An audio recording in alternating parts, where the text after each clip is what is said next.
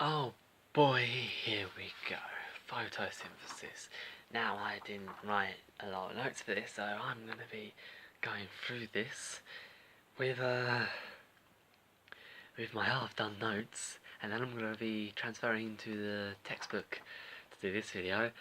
And so if you watch all the videos I've sent to you one by one, you can see my descent into madness. And we're now at that stage. My hair, yeah. Alright, photosynthesis. I'm so gone right now. Alright, photosynthesis. Autotrophs use light or chemical energy and inorganic molecules to synthesize complex organic molecules.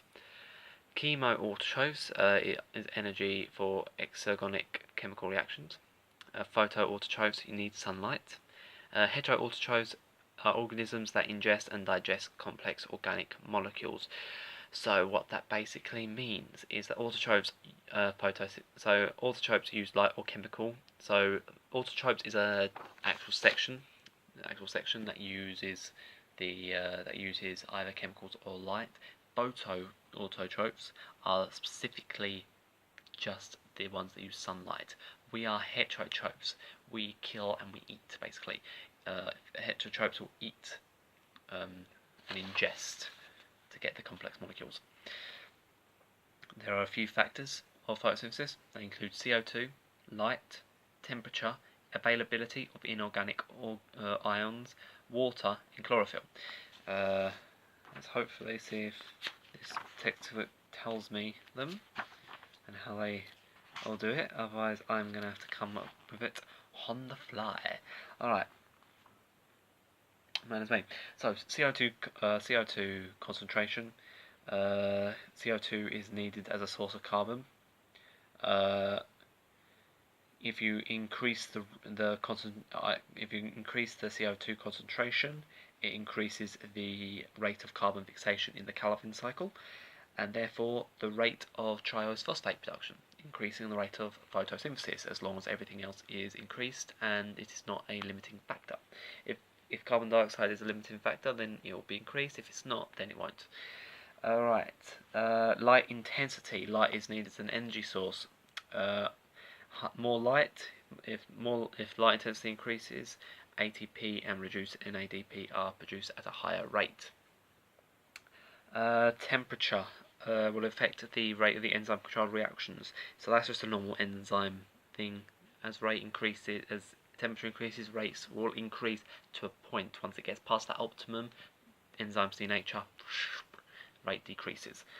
So yes, that is above 25 degrees centigrade. So okay, so that is. I know. However, there is also another bit into this. Let me have a look. Water. Just wait a second, sorry. Actually, I'll pause it so you don't have to wait for this. Okay then, so water. Water will be a limiting factor. They won't ever consider it as one, because if it is, the plant would have already died, and you'll see what I mean. Because if the plant undergoes water stress, it will close the stomata. Once the stomata closes, CO2 can no longer fuse into the plant, and when that happens, photosynthesis. So when that happens, the light-independent reaction will eventually slow down and stop, and eventually photosynthesis will stop. There is a large surface area. The leaves have a large surface area, so there's more exposure, and they are thin, which allows sunlight to penetrate the cells. Also a short diffusion distance. There are two forms of chlorophyll. You've got the P680 and the P700. They are from the primary pigment reaction centers. Light energy is used to excite electrons in chlorophyll A, and that is photophosphorylation. There are some other pigments which help it absorb other bits of light. You've got the carotenoids, which absorb blue light, and they reflect here an orange, so that is why carrots look orange, because of the carotenoids. You've also got xanthophyll. Yeah, xanthophyll, which absorbs the blue and green light layers. So that means that all light on the spectrum gets absorbed apart from green, which is reflected. So yeah. Okay, so in photosynthesis there are two main sets of reactions. You've got the light dependent and the light independent. The light dependent is in the thylakoid membrane. This involves photosynthesis, and it converts the light energy into chemical energy in the form of ATP and reduced NADP. Then you've got the light independent. So this goes in the stroma of the chloroplast. It is called the Calvin cycle, but it can also be called carbon fixation. It can be one of the two. And it uses ATP and reduced NADP from the light dependent to make glucose. Okay then, so I'll first start by saying non-cyclic phosphorylation. Now, non-cyclic phosphorylation is part of the light dependent. Right, so first, light will strike the second photosystem, and this will make energy be channeled into the primary pigment reaction center. Alright then, now in this center there will be a pair of electrons that are excited. Okay then, so the pair of electrons excited means it gets loads of energy. If you want, yeah, you'll notice that. So, get excited, energized, and they'll leave this center. The chlorophyll molecule will then become oxidized. The chlorophyll molecule will suddenly become positively charged as the two electrons have left it. It's been oxidized. This will cause hydrogen atoms to split into hydrogen ions and electrons. Now, these electrons will actually replace the two that have just, been excited. Then the electrons will move into the chlorophyll photosystem 2. They'll leave behind the H+ ions in the thylakoid space, and then the oxygen will leave as waste. Doesn't need that oxygen anymore. Water's come in. Basically, so to recap that first bit, light has hit it, it's excited two electrons in the photosystem 2, which then leave. Water will come, be split into hydrogen ions, two hydrogen ions, and then half of an oxygen molecule. So normally you'll have two water molecules to make 4 hydrogen ions, and then an oxygen molecule with 2 electrons from each going into the photosystem. So these excited oxygens are then accepted by the electron acceptor. They will then travel down an electron transport chain in the thylakoid membrane. As they are passed from one electron carrier to another, they release energy. Some of this energy will then pump the H+ ions from the stroma into the thylakoid space, producing a H+ gradient.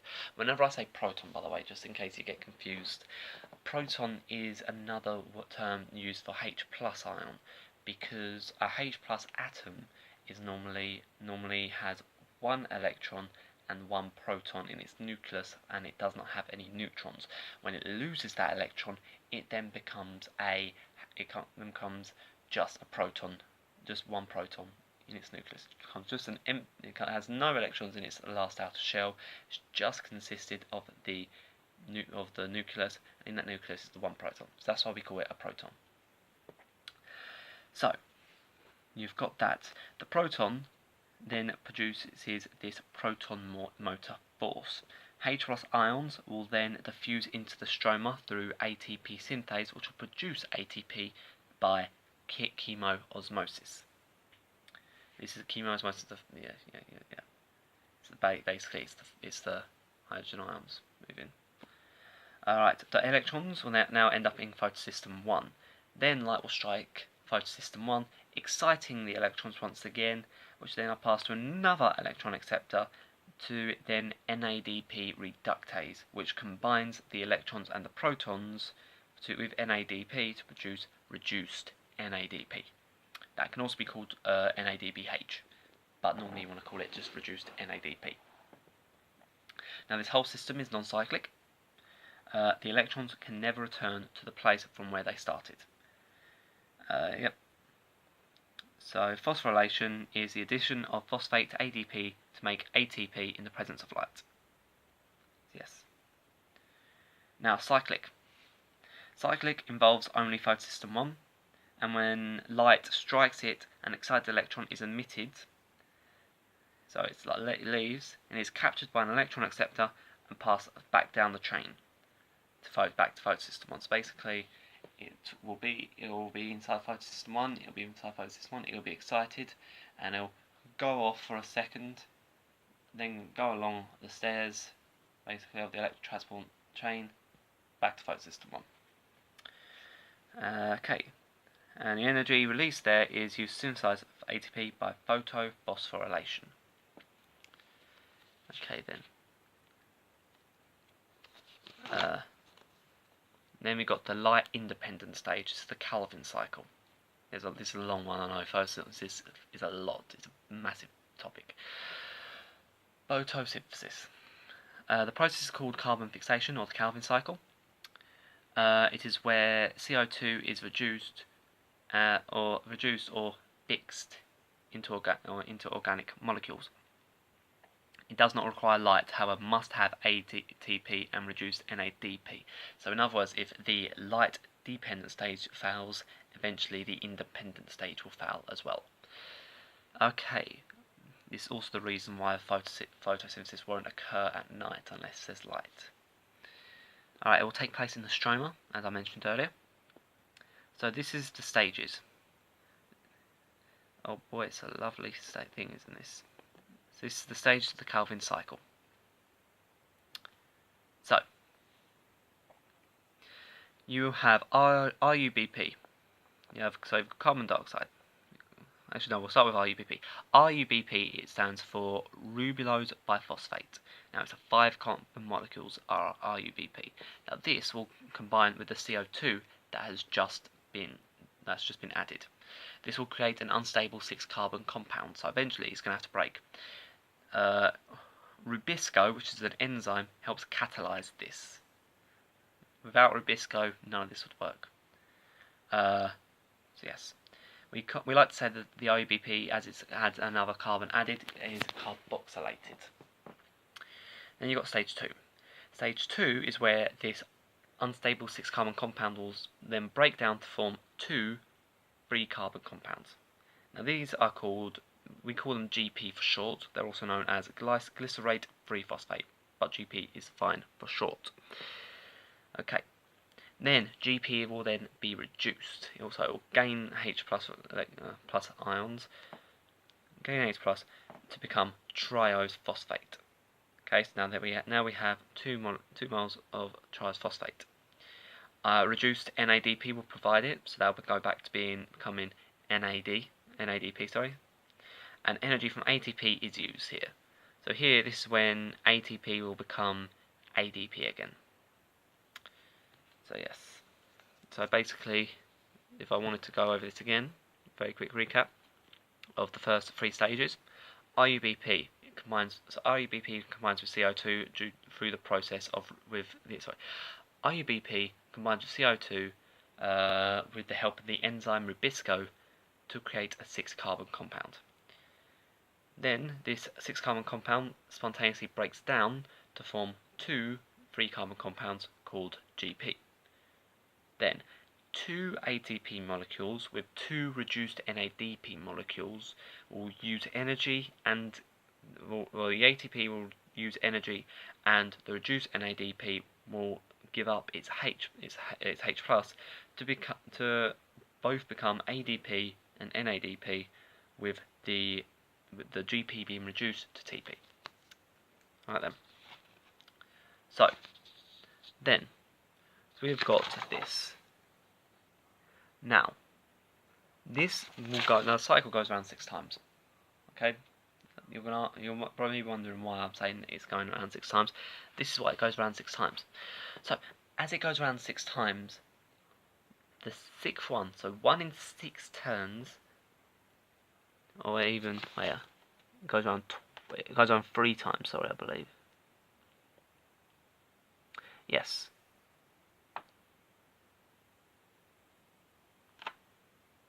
Yes, indeed it does. Yes. So this will go around 3 times. Okay, 3 times to produce 6 molecules of triose phosphate. Now, one of these molecules is now going to leave. It's going to leave the Calvin cycle and become glucose phosphate. Okay then? Yes. It's converted into glucose. Yeah. So yeah, you have that happened. Now, and that is why I said it goes around 6. That's why I said it goes around 6 times, because of the fact that it needs this to happen twice for it to happen. Yeah. See, I know a little bit of biology. Alright, so after that after that glucose is now fine. That's gone. We don't need to worry. What about the other 5 we had? Well, that 5 will then go along and become ribulose phosphate. Okay then, now ribulose phosphate, after a little bit of rearranging and everything, and having another phosphate group added to it, which means that another bit of ATP is turned into ADP. It will become ADP, and that means that it will then go into RUBP again. So one last time, quick rundown of the Calvin cycle. It's a big process, very hard to describe sometimes. So here we go. RUPP, so I'm going to try and go through this as quickly as possible. Summary, hopefully you'll understand it. RUPP combines with CO2 to produce an unstable 6-carbon compound. This is catalyzed by Rubisco. Now, next stage 1. Stage 2. This 6-carbon compound will break down to form two 3-carbon compounds called GP. Stage 3. GP is reduced to TP due to the fact of the reduced NADP giving up a H to become NADP, and energy from ATP being used, so ATP becoming ADP. Now, as there were 2 of these GP molecules, that means that 2 ATP and 2 NADPH